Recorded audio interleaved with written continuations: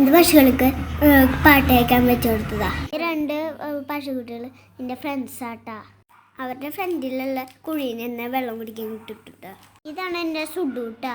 ഇനി നമുക്ക് അടുത്ത പശുവിനെ കാണാം. ഇതാണ് പാണ്ടി പശു.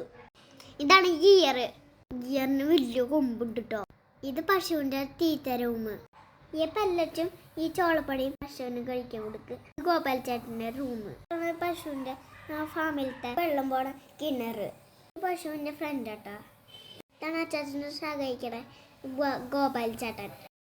കവറിൽ പാല് പാക്ക് ചെയ്തിട്ട് അമ്മാമ്മ അച്ചാച്ചന് കൊടുക്കും. അത് അച്ചാച്ചൻ വീടുകൾക്ക് കൊടുക്കും. എൻ്റെ അച്ചാച്ചൻ്റെ ഫാം ഇഷ്ടപ്പെട്ടവർ ഷെയർ ചെയ്യുക, ലൈക്കും ചെയ്യുക, പിന്നെ കമൻറ്റും ചെയ്യുക. അപ്പോൾ ബൈ ബൈ.